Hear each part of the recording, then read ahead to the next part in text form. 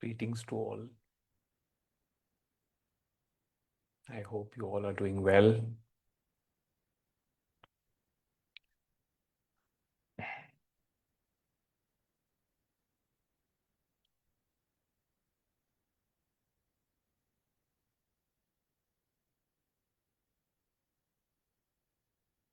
In our last conversation, we spoke about meditation.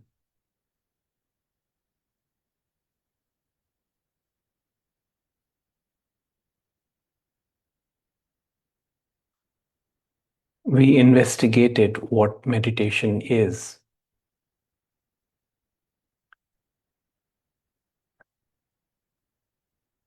and how the natural processes unfold for the mind-body organisms. Today, we're going to touch on another subject.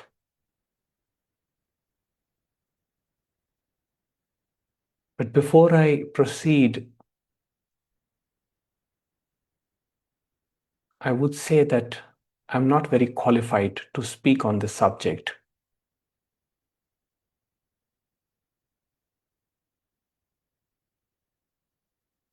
All I'm doing here is just giving you my own thought, my own interpretation.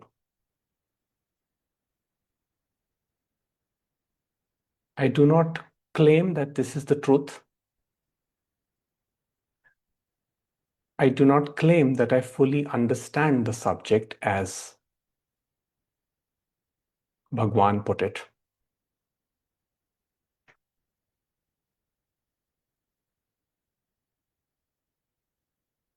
All I'm doing is just giving you a concept and sharing my personal experience around it.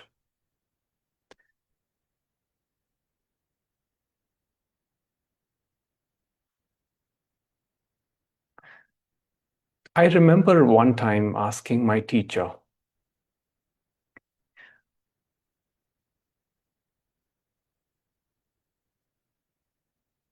I asked him, I said, is it possible to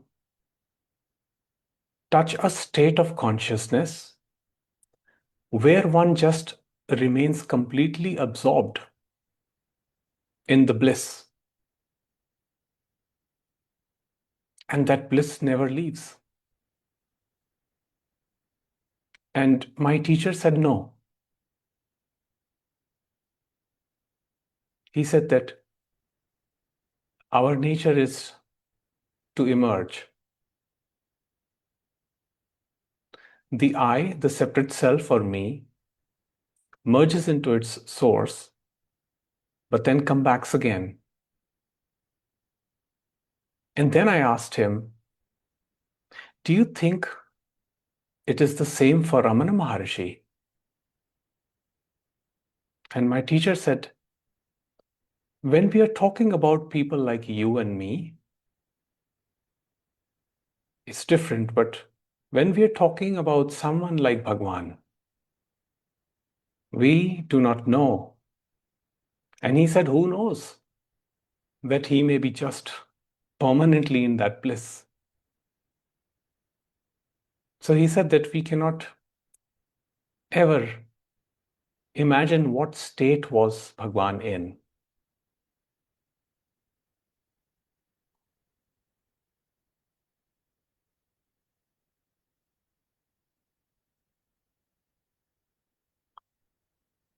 I will read out a couple of words from Bhagwan, Sri Ramana Maharshi, where he says, the question is, what is Samadhi? And he says, the state in which the unbroken experience of existence consciousness is attained by the still mind alone is Samadhi. That still mind, which is adorned with the attainment of the limitless Supreme Self. Alone is reality of God. When the mind is in communion with the self in darkness, it is called nidra or sleep. That is the immersion of the mind in ignorance.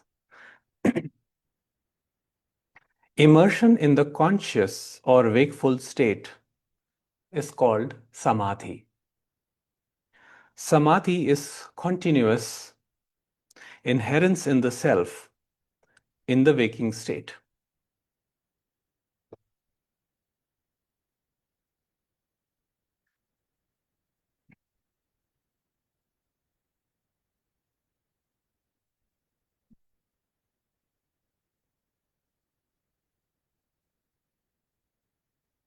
When I came across these words, my first thought was when I listened to Ramesh, where he said, what is our deepest desire? What is our true desire? If I am to ask you, without thinking, let me know what is your deepest desire. And Ramesh would say, no matter what answer we give to that, our deepest desire is to experience the peace of deep sleep in the waking state.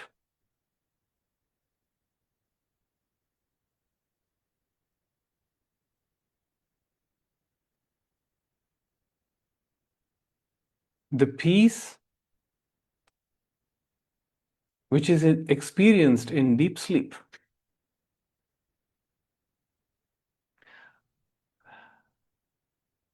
where the senses are shut and the mind is inactive. There is pure experiencing, which is inherently peaceful because there is no analysis. There is no mind to do any analysis. We long that state, and that state in the waking is what is samadhi.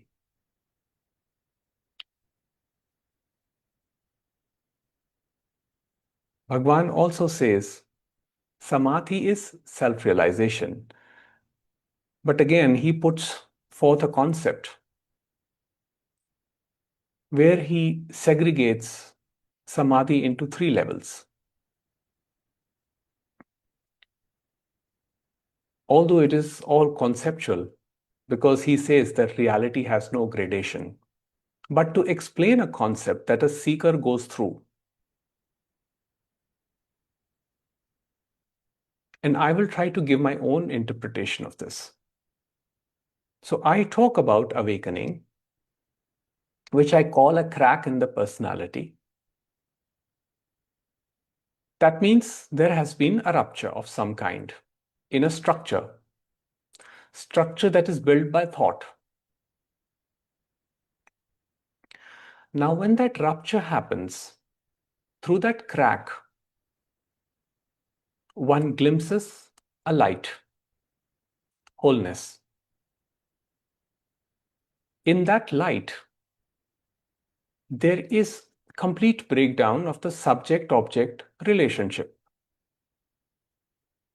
The breakdown of me, the subject, and other, the object. However, that is just the beginning because the conditioned mind yet is active, still continuing with the patterns. So Ramana Maharshi called this Kevala Nirvikalpa Samadhi. That means you experience something without putting effort.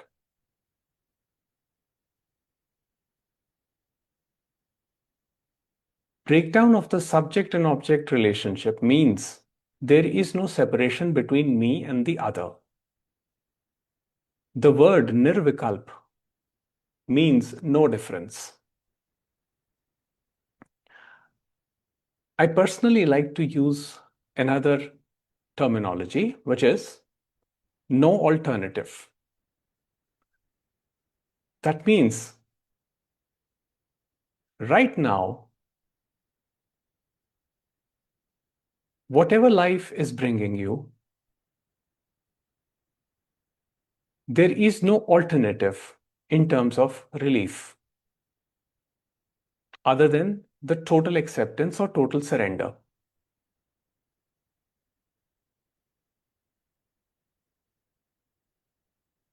However, when the crack happens, we get these glimpses, these insights,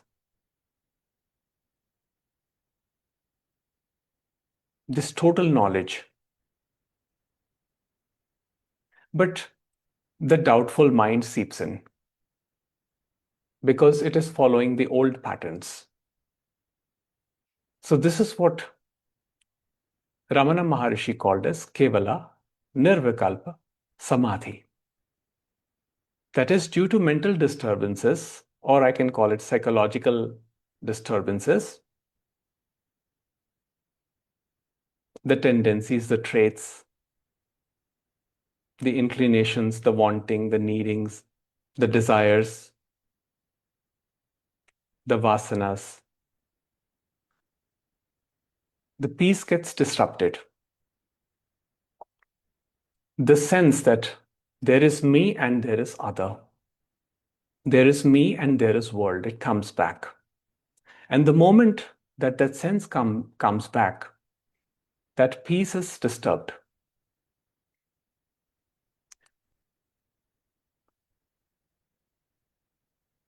However, at some point, this crack starts to dissolve the whole personality into the very light in which it is a reflection.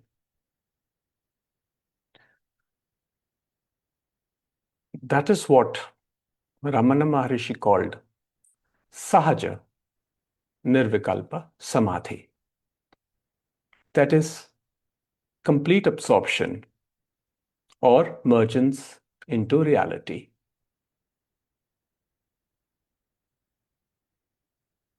There is complete breakdown again between the me and the other, the subject-object. But now this is conscious and it happens in the waking state. So even while doing activities, the remembrance of one's natural state, which is effortlessness or Sahaja, is never lost. And that's what Ramana Maharshi calls as self-realization. That is what Ramesh Balsekar calls deliverance after spiritual awakening.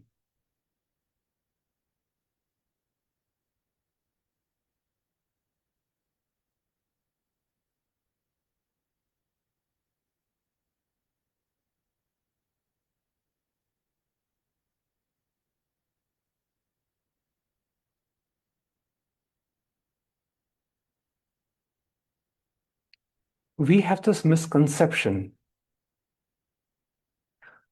that once the Sahaja Samadhi, Sahaj Nirvikalpa Samadhi is experienced, the person undergoes a change or become saintly or never experiences any kind of pain or unhappiness. Which is not true, because even Bhagwan experienced pain and he also experienced emotions. The only difference being that there is no time once the Sahaja is realized.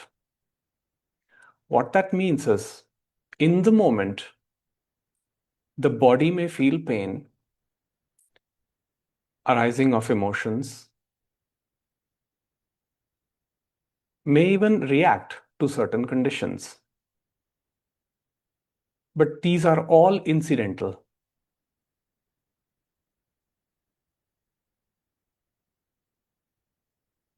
They're not planned, they're not calculated, because there is no mind to calculate. So, even when Ramana Maharshi was experiencing a lot of pain due to cancer, and he was groaning, somebody asked him and said, somebody approached him and said, Bhagwan, are you in pain? And his reply was, yes, there is pain. But he never said, I am in pain.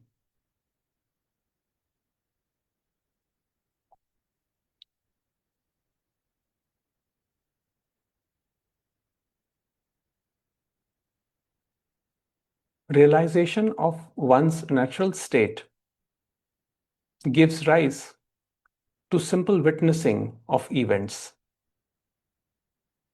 The organism still functions with all its emotions. Some mind-body organisms are calm. They are calm by nature. Some are not that calm. Some are short-tempered, but they are short-tempered by nature. So the nature of the organism may not necessarily change. Some change may happen, but some changes may not take place. But it does not matter, because the behavior is not a problem anymore. The problem is the thought, the time, where one says, why did I behave bad? Or why did others behave bad?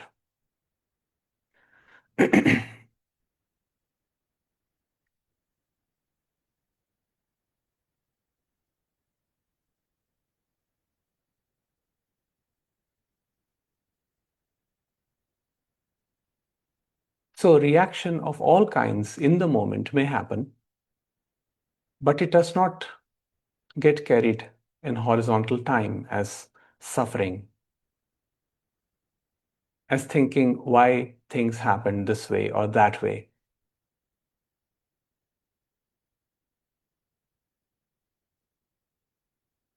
Because this state, Sahaja, natural, effortless, is the state of Jnani,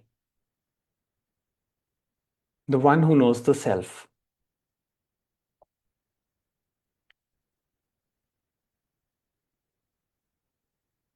Jnani does not live in time.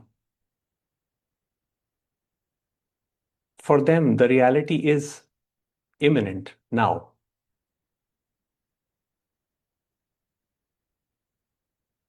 The actions of the mind-body organism are spontaneous.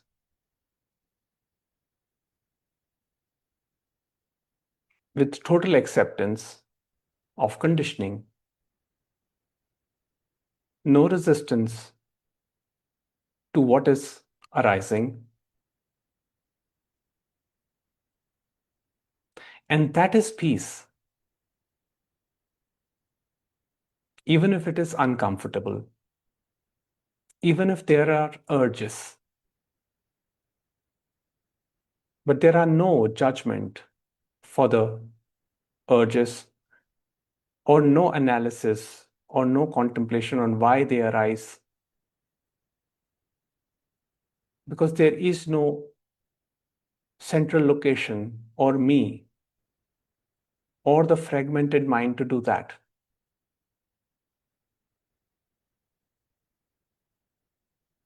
The difference between the Sahaja Samadhi, Nirvikalpa Samadhi, and the temporary, the Kevala Nirvikalpa Samadhi is, as Bhagavan says, that the mind completely is destroyed in the Sahaja state, whereas the Kevala state has mental disturbances. Now, what does that mean? What mind is he talking about? He's not talking about the mind that we use for daily operations, calculations. He's talking about the mind that is divided, that says, I am limited, that says, I must be this way or that way.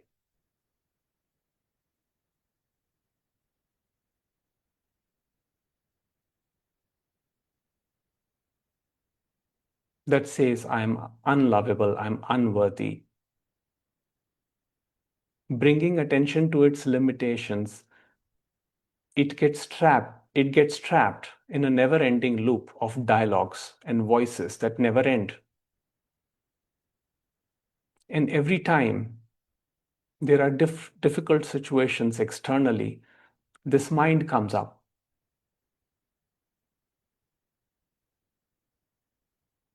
It tries to find a solution to what it perceives as the problems. And when it fails, it berates itself, it beats itself for thinking that it is a failure.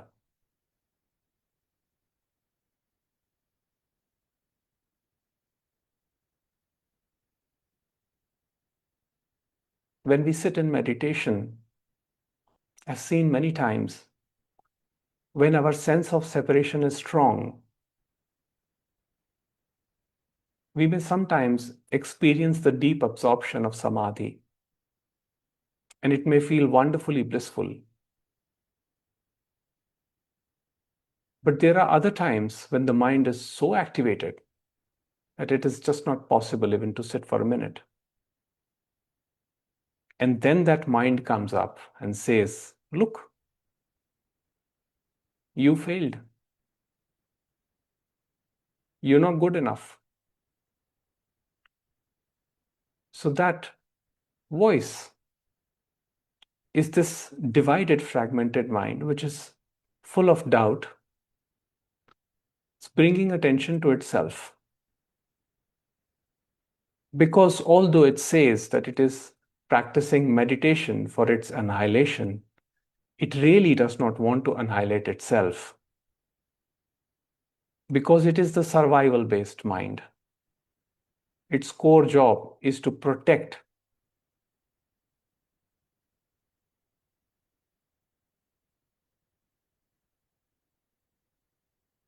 That is why sometimes when we go deep into meditations, sometimes we feel a sense of fear that if we go deeper, we may die, or we may be lost in a darkness that we may not be able to ever come out of. And I've heard many people expressing that fear. I sat in meditation, I went deep, there was darkness, my sensory experience all collapsed, and there was this void, this deep, dark void.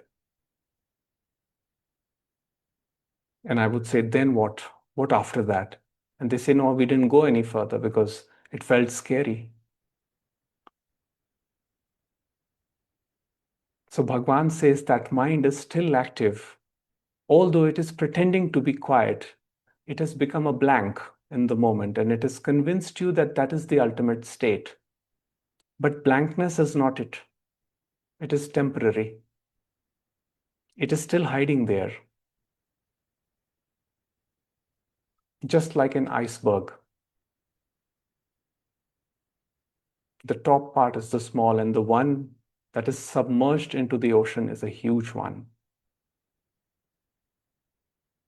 It is sitting there quietly, with all its mischiefs, waiting to resurface.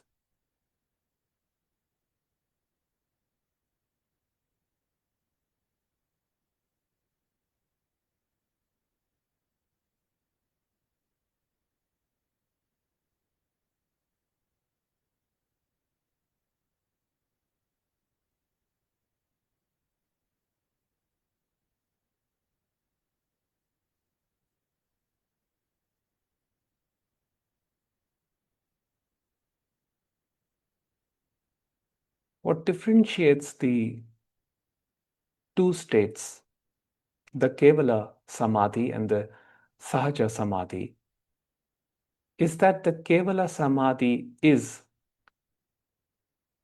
seeking, and Sahaja is end of seeking. That is why Bhagwan calls it self-realization. Because the word nirvikalp, now I have my own terminology here, although it is called no difference, and that is wonderfully explained that the subject-object relationship collapses, so there is no difference. You become the reality. But I also explain it in another way because my personal journey has been one of surrender. There's nothing to hang on to. There is no alternative. So vikalpa means alternative, and when you add the word nir, when you prefix it with nir, there is no alternative. So when the doer entity dies and the doership is surrendered, it is realized that nothing can be done about this mental turmoil that I'm facing right now. So there is a sense of surrender that happens. And in that surrender, we experience Sahaja, or the natural state. A beautiful analogy given by Ramana Maharshi is that of a bucket inside the well. So a bucket, think of it like a mind, is submerged in the water, in the well at the bottom, tied to a rope. So when it is submerged in the well, the bucket is still, the mind is still in the presence awareness. But the rope pulls the bucket out. So this happens in the Kevala Samadhi,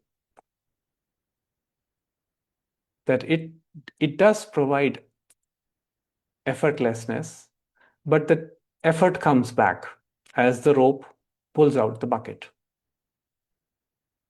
At some point, the rope gets cut off and it is submerged at the bottom of the well along with the bucket.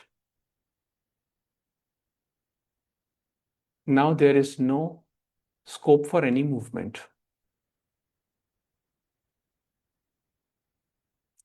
It does not mean that we do not tend to practical, real problems. Bhagwan is not talking about that mind.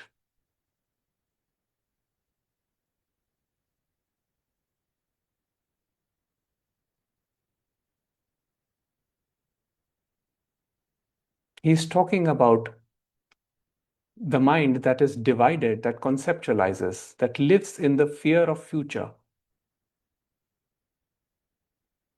or that lurks in the dead past and drowns in the depths of sorrow.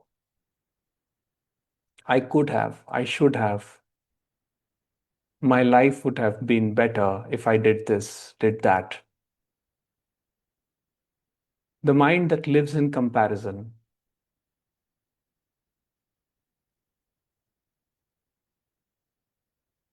They are better than me. I'm not doing enough.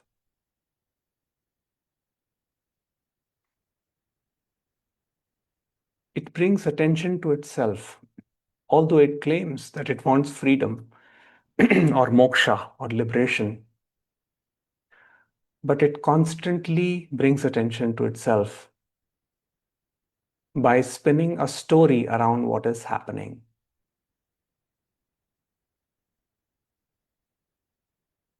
In the natural state, the Sahaja, everything collapses. The stories collapse. The sense of self collapse. So there is just what is, pristine as it is.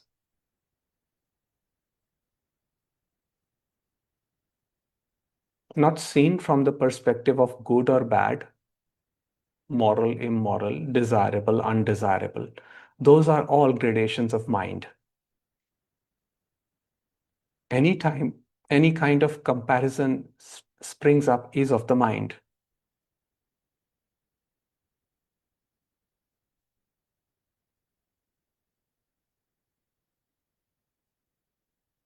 A very beautiful way Bhagwan expresses, he says, the Sahaja is like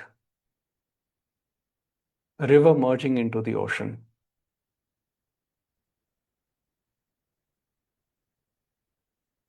It loses its individuality and becomes the ocean.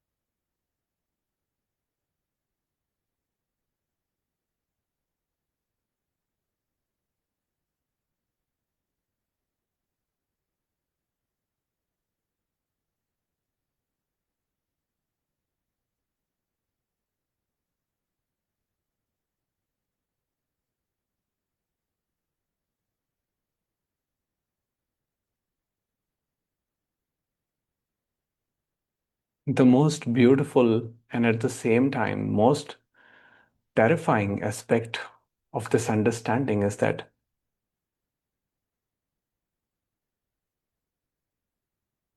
the mind produces intense pain when it realizes that there is no alternative.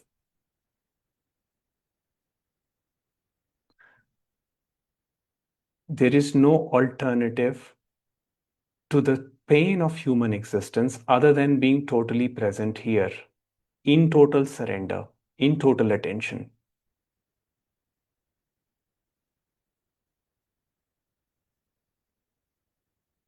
And it fights, changing shapes, changing forms, trying to enter through the back door covertly.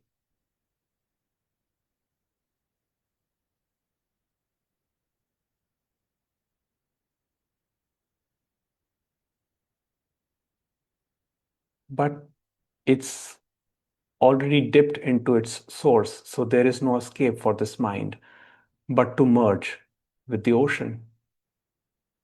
And death is inevitable.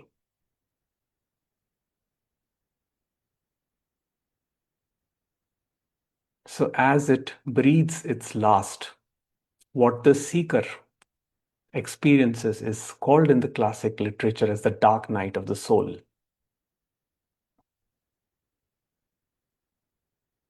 until the seeking stops and the effortlessness or Sahaja is realized.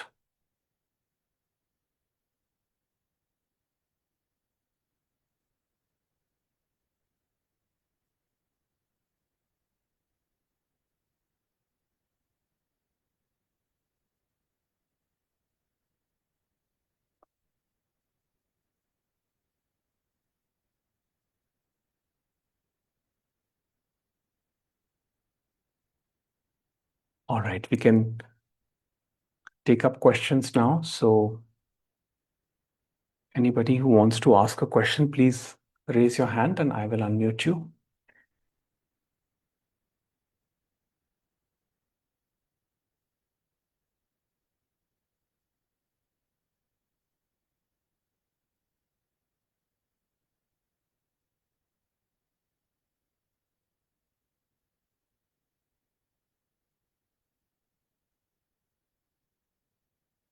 Yes, Sven.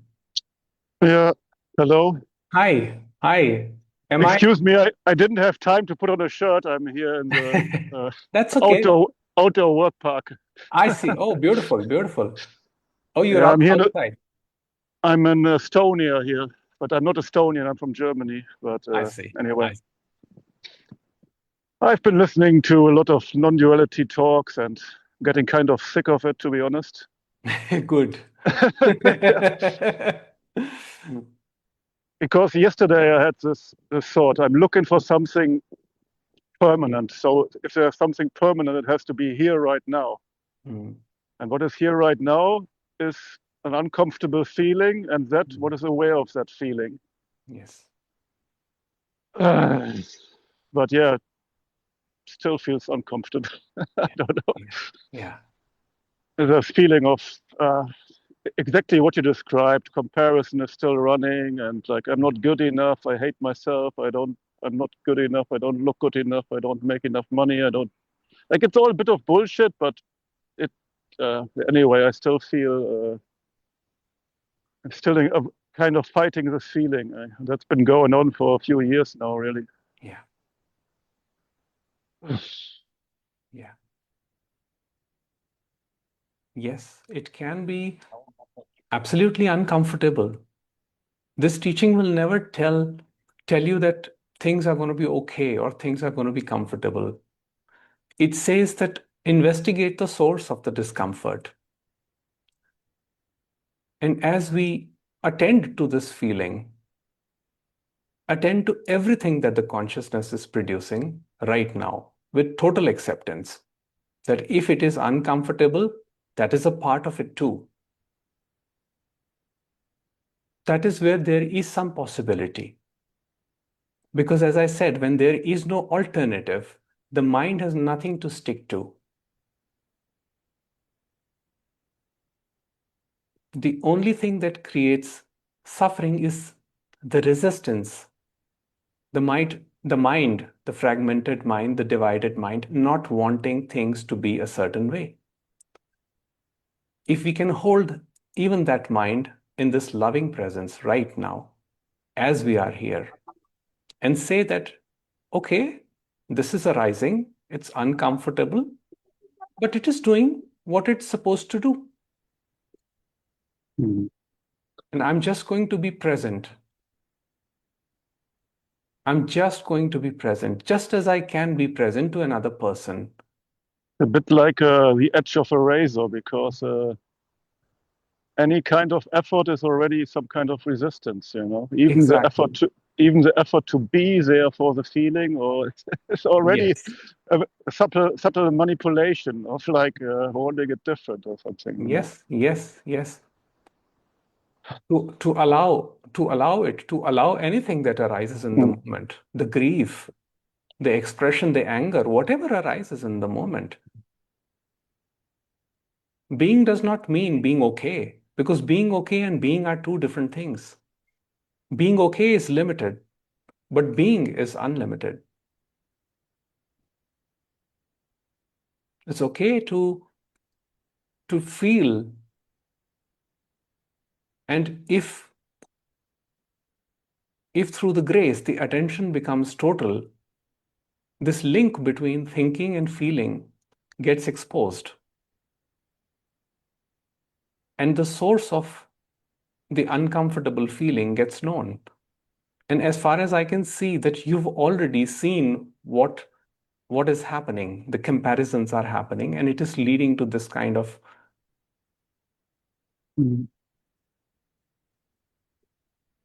It's a very old pattern from childhood. there's nothing to be done. No teaching, no words, nothing, just to be present. Yes. Okay, thank you. I think that's Okay, enough. okay, Sven. Okay.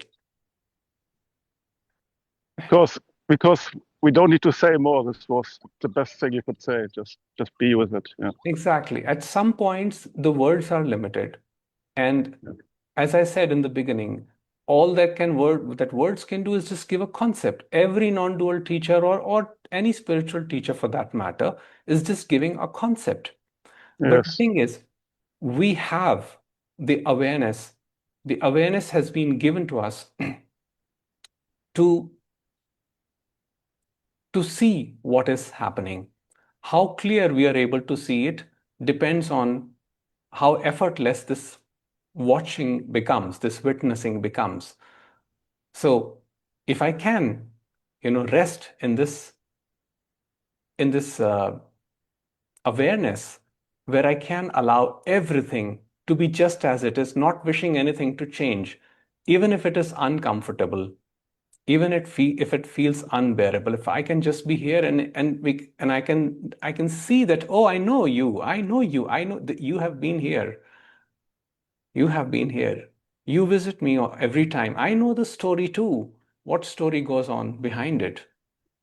Then I can unconditionally accept that too. Yes, it's a part of me anyway. It's like you're fighting yourself. I didn't Yeah, really. yeah, yeah. Okay, but now I should get going. Maybe somebody else wants to talk. Yes. Okay, so thank you.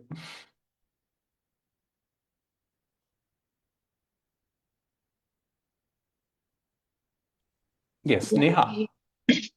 Hello, Hello. hello, sir. This is my first time with you.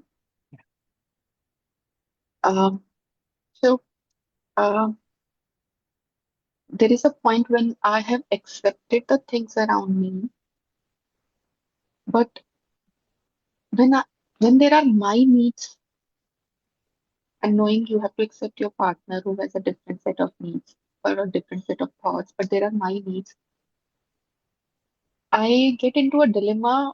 Would surrendering mean uh, giving away my needs, or should I stand up for my needs? Well, first is we need to look at what we call as my needs. Are they really my needs or are they ideas that I have gathered? Generally, what happens in relationship is that we get a lot of advice from different people and we feel that a relationship should proceed in a particular way. And I think it is okay to have your preferences, if you like a certain way, you can always express to your partner. But whether they will accept or not is not in our control. And then we have to make a decision, whether this works or it doesn't work. So, first of all, what we can do is just look at where the needs are coming from.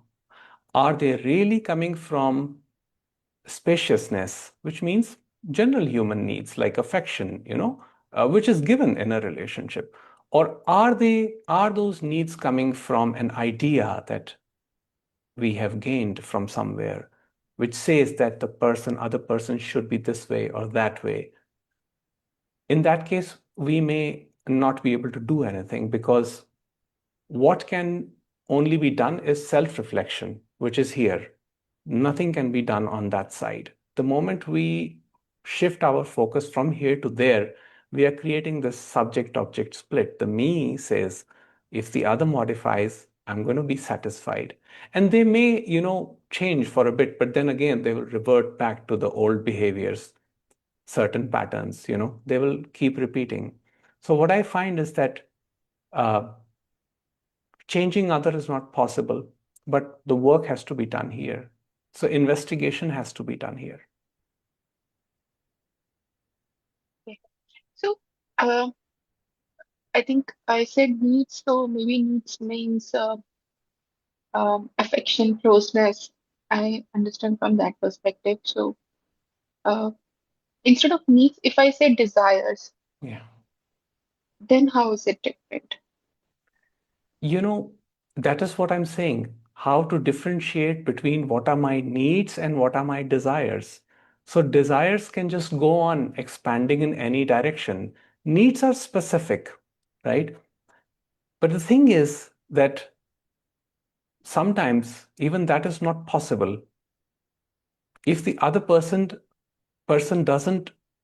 uh, doesn't see our needs, what really can we do? That's the question. What really can we do? We can take a decision regarding the arrangement. Mhm. Okay, if an arrangement is suitable, we can stay put with it or leave the arrangement. But really, we cannot change anything or anybody. So if I'm very still and I'm watchful of myself, I will know, are these arising from the needs or are these arising from desires? Generally, what comes from desires, there is the emotional system which is attached to the desires. So we experience uncomfortable emotions the moment a desire starts expanding. Because again, the central location is this me, the separative self, which says that my happiness depends on whether my desire gets fulfilled or not. And now, need is more or less something basic, like eating food is a need, Mm. um, or you can say that in a relationship, communication is also a Closeness. need. Yes, Yeah. so if if communication is happening, then that need is getting fulfilled. But what will be the quality of that communication, whether that communication will lead to desired results or not, is not in our control. So here, surrendering means whether the desires are fulfilled or not, I should not be uh, Y- ruminating on that part. Your But happiness does not depend on any external desires. In fact, okay. for me, the understanding of a relationship is the other does not complete me. The other is not there to fulfill my desire, but we both are wholeness in ourselves. We both are complete in ourselves, uniquely programmed by the universe. And if we can accept each other for the way we are, and then life becomes a celebration of wholeness. But we get caught up in a lot of ideas where we Mm. feel that the other person should be a certain way. So what I do is I outsource my happiness in this hope, right? In this hope that someday the person will understand my feelings, my desires, my needs, and then they will change. And once they change, I will feel happy. That is when I will truly feel happy. But that never happens. The other Mm. will not change. So if I discover the source of happiness within myself, the true source of happiness, if I discover my natural state, the Sahaja state, I do not depend on the happiness from the outside. In fact, I spoke about this topic a couple of days back in one of the videos where I said, where someone asked this question uh, about, a relationship, whether they would prefer to stay in a relationship or be out, and they used the word love. And I said that love has got nothing to do with that. Mm. Arrangement is there because of certain specific dynamics that are set up between two people. But love has got nothing to do with that. Love means total freedom. And total, when I say total, means yes, total freedom, which means you do not discover that your source of happiness lies with the other person. Because that is enslavement of oneself. That is a bondage. Mhm. But then the question also comes up, but what if my partner, falls in love with someone else? Yes, of course, that can happen. They can leave. That can happen. But you see, in that case, a particular arrangement can be modified depending on the dynamic, stay, leave, whatever it is. That depends between two people. But love, love doesn't have to change. In fact, when this kind of situation happens, where one partner leaves and there is hurt in the other one, the only way to feel truly be above that suffering is to actually love the other person unconditionally, which means not carrying a story in your mind about that. That is also called forgiveness. But it's got nothing to do with the other person, actually. It's all got something to do with me. So when I discover my natural state, which is full of, which is the true security, as would say, then what I realize is that in a relationship, my happiness actually does not depend on my needs or desires being fulfilled. My happiness is completely independent because I am this wholeness. And then something beautiful happens. Then the communion between two people has a very different quality to it. The relationship actually becomes very different. Does that make Yeah, yes, I think sometimes in my mind, surrendering means that maybe losing out on my desires or what I want in life, or I need, or uh, so many thoughts are there. Yeah. But what I understood now is whatever happens, if I accept whatever has happened, also irrespective of the partner, Yeah. the other day-to-day things that are happening, if I accept and be okay with it, that is surrendering. Yes. See, you may experience emotions, okay? Experience, you may not necessarily be okay, but you may experience emotions, you may experience heartbreak. See, what I say is, if there is a desire, I never tell anybody to suppress their desire. I never say that, okay, use this Mm. information. Now I've told you that your natural state is Sahaja, so that means you're not supposed to create desires. No, that's not my message. What I say is, let it happen. Let the desires play out, and you will see the futility of thought, the futility of desires, that how they are getting you caught up in this emotional roller coaster, and how the quality of relationship deteriorates as because the nature of desire is attention to the self, to the me, to the Mm. separative system. Because it says that until these desires are met, there is something, I'm limited. That means I haven't experienced that true love, that true wholeness. But you see, it has got nothing to do with true love. It has got nothing to do with attaining wholeness. Wholeness is already here, as is now. Mm. So, you know, we get this, these, I think Rin has written something about a romantic movie here. So I'll just mention that.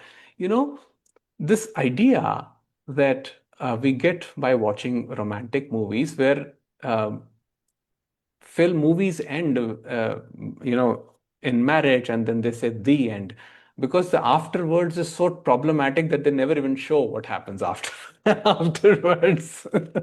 But the real movie actually starts afterwards. So, in that dynamic, um, uh, I would usually say that all you can do is bring attention here, what is happening here. And that is so freeing because you are not concerned with the other person. But when you start moving towards your own natural state, you become so relaxed that the quality of your relation, you become a magnet, because that peace that you experience is very magnetic. And once you've understood that peace, you don't need to even worry about the needs and desires. Whatever is destined, you will see people being drawn. But the moment you try to communicate in that way, where you say that, you see, you are not meeting my needs, these are my genuine needs. And we have a lot of space on the internet which discusses this in detail. This need must be met, that need must be met, this person is a narcissist, this person has this problem. I mean, it is full of all these things. But nobody's bringing attention to what is happening here.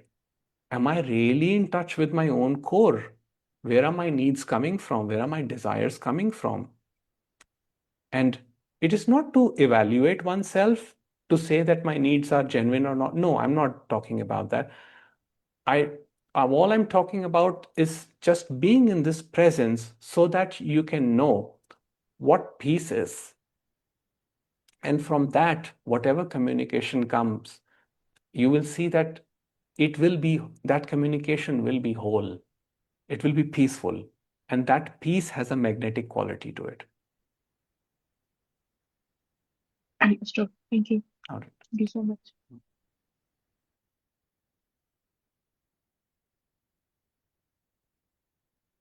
Okay. Hi, David. Yes. Jagjot. Yeah. Hi. Following on a lot of the questions. Yeah. So my sense is a lot of the pain and suffering that you're referring to, at least, what I'm realizing is coming from this gripping onto a self that says this person doesn't love me, or I will feel better if they love me. Again, I see that. Yeah. But I was really feeling in Sven's pain when he closed his eyes, and I was like, there is this thing, call it suffering. Yeah. And again, I don't know what it is any longer. I do understand that I can paint a picture, tell a movie. Yeah. I love the rom-coms and all that stuff. But I see through it. And whatever this is, this stickiness, this energetic, whatever, that's there. And so I guess I'm sensing an even more insidious prison, because I feel imprisoned by that.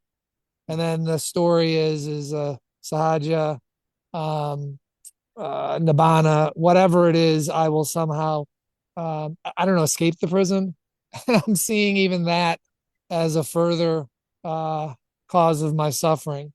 So I realize, okay, practice, feel into that, release, let go. I like what you're always pointing out to me: presence, again, awareness, the words. It's just, again, resting and relaxing into what is. And that frees something in me. And maybe that's what I just need to keep doing, these micro moments, until, I don't know, the fruit drops. Yeah. And I don't want to say, oh, I'm waiting for the fruit to drop, because I understand that that's just further throwing me back into, Yes. again, this gripping, this Yeah. squeezing. So yeah, I don't know if there's anything you could. I mean, I want you to say, tell me something more. But I know the lessons. I get the pointers, but I really feel into Sven's eye close. Yeah. Which is just, yes, ouch, that Yes. ouch, whatever it is. Yes, of course. See, the suffering is there. The suffering, till there is a self, till there's a center, the center is the suffering. And, it's the seeker's life story is that seeker tries to find a solution. Seeker tries to find an alternative. And as I said, there is no alternative. Nirvikalp, there is no alternative. Uh, effortlessness or self-realization, whatever we want to call it, nibbana, is this understanding that there is no hope. There is actually no hope, because hope and fear are two sides of the same coin. Hope brings fear, and fear propagates hope. So once this understanding happens, and the effortlessness, that spaciousness, that presence is felt and becomes one's nature, you realize there was no one in the prison and the door was always open.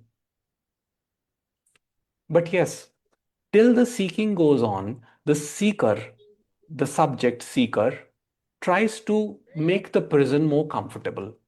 So the seeker does practices, seeker does sadhana, seeker does different type of meditations in the hope of avoiding something, in the hope of imagining that there will be one day a state of effortlessness where I will be happy. But you see, that very I is the prison. You see? However, Yeah, I see it. that prison gate is open. This is the beautiful part of this teaching, that the prison gate is always open. It is never locked. And Bhagwan says, Ramana Maharshi says, just attend to that I. Just attend to that I. You just by attending to that I, that gate is open, you will merge back into its source and you will realize there never was a me there. There never was an I there. There were feelings, yes. There were sensations. There was turbulence. There was pain. But there was no me or no center that was experiencing that pain. So what happens is the story starts to dissolve, and it is happening to each one of us. And as I meet you over the weekends, and all of us, I see that those stories are subsiding. And as you were, I think, telling me last time that you had some sort of an acrimonious exchange with somebody, and then you did not feel a sense of guilt or shame after that, and you felt quite peaceful. Now, I understand that may not have been a permanent thing, but you did experience that in that moment, right?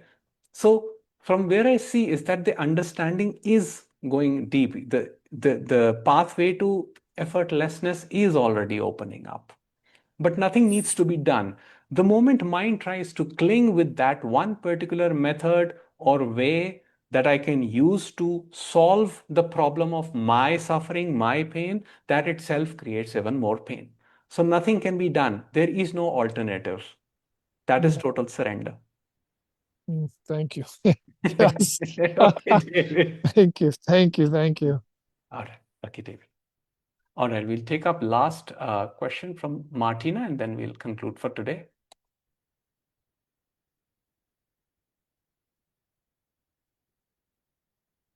Yes, Martina. Hello.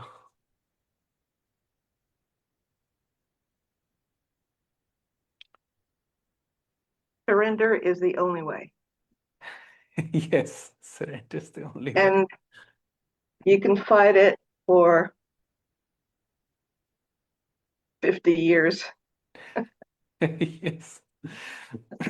Once childhood, running through the grass and the sprinklers, when that starts to get incorporated into the desire, we're lost. And we can be lost for the rest of our life. And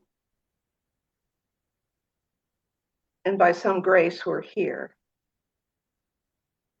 And we found a community and someone who can speak the way that you're speaking, because surrender is really hard to sell. Yes. It's like Yes. when you go to YouTube, everybody's selling their way, right? But how do you go to YouTube and sell surrender? Yeah. I just listened this morning actually to your most recent, which I think you did in your morning. Yeah.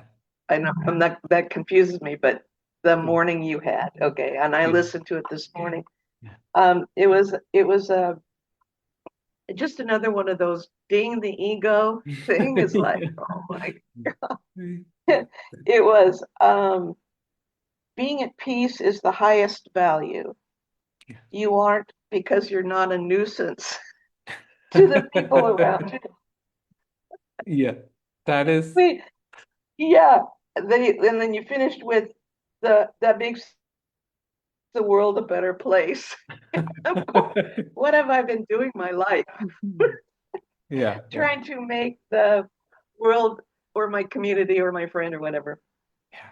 And so I have to always come back to this truth, because it is the only place. And I totally understand everyone who's been speaking, and David struggling with this fight against. Yeah. It's like there's this fight against, I gotta do it. because there's no other way to do it. Yeah. And then it's like, oh no, surrender the fight, Yeah. which we talk about, surrender the resistance. Yeah. Well, who wants to feel bad, right? No one wants to feel bad. Yeah. But if the universe gives you enough opportunities, Oh, it does. won't stop whacking you, which is my 2x4 method. Yeah. That I had talked about before. The 2x4 in the US is a big, heavy, long piece of wood for building, right? It's a good metaphor for building. Yeah. But the structure just has to collapse. Yeah. And you can't sell that either. Yeah. So that you have followers, you're doing a really good job. Yes, I'm telling everybody that you're going to die. And that is, And we're laughing about it. yes, yes. Yeah. So I had yet another one of those life experiences just 2 days ago. I had a friendship with a woman for 20 years, and she's a good Christian woman. And she kicked me to the sidewalk, right? because there's too much surrender going on. And it hurt, of course. It hurts the ego, hurts the body pain. It's like, how can you throw me away, right? How can you throw me away? And that's that bottom line surrender, I think, to be able to face, yeah, you're going to get thrown away. Yeah. Or it's going to feel like being thrown away. Yeah. Yeah. It's not fun.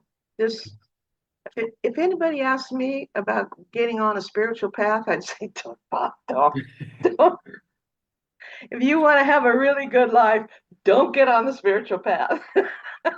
And the I thing see is Ryan that laughing there, Ryan. you're not even control of that. You're just thrown on the spiritual path. And yes, you're right, Martina. Thank you for that beautiful sharing. You see, this is one message where the focus is actually inwards. That means we just say forget about outside, forget about changing, fixing things here. Who is the one trying to find a method, trying to find a practice, trying to find that one particular unique way to fix what? What is there to be fixed? And you say that, but if I'm not fixed, then how will I operate in society? That is the fear that I will not be able to operate in society until and unless I am fixed. And somebody has told us that we are broken, that we are fragmented, and those beliefs, oh my God, they get so deep ingrained in the psyche. And for the rest of our lives, we just try to figure out, where the fear is stemming from. We try to cut each and every branch of the tree, oh my, this figure, let me work on this. But we are not addressing to the root of the issue. The root is me, the I, the one that says that, everybody else has to fix, has to change, has to modify. Things have to change around me for me to be happy, to be peaceful. And that is the advice we start getting on, different different places where we are given practices. And see, I am not against any practice. I say all practices are beautiful. They're very beneficial. In fact, I myself do practices, and we have done a lot of practices here as well. But the thing is, those practices are only meant to set a condition, so that the mind is clear and receptive to the message. That's it. After that, if one gets identified with the practice, an individual practice, thinking that it's going to either fix me or change my circumstances or change things around me or people around me, that's not going to happen. That is just the seeker, the prisoner, trying to make the prison comfortable. But no matter how comfortable you make the prison is a prison.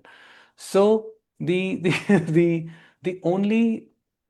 I say the grace is when the mind realizes, the fragmented, the doer mind realizes that nothing can be done, there is no alternative. Now, I don't mean it in a practical situation, okay? Like, for example, if there is some equation that is happening practically, work related, relationship related, their communication and all those things do help. What I'm saying is the ghosts of our own mind, the tragedies, the worst case scenarios that we are constantly running, which are non-stop operating in our mind, we are told, don't feel that. We are told, don't experience that, as if we have control over it. Now, if I don't have any control, I've tried, I have done meditation, I do get temporary relief. I take substances, I do get temporary relief. But even then, the mind keeps chattering. So what do I do?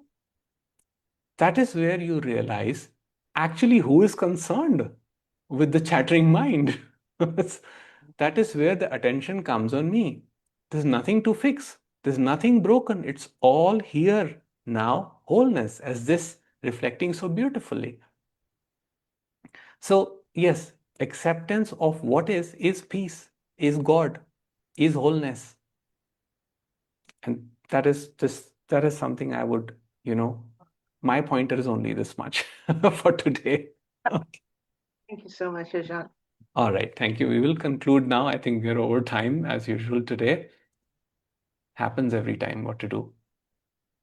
Anyways, thank you so much for being here. I all wish you a nice weekend. Enjoy yourself, and wishing you peace and happiness. We'll meet again Wednesday for meditation. Take care.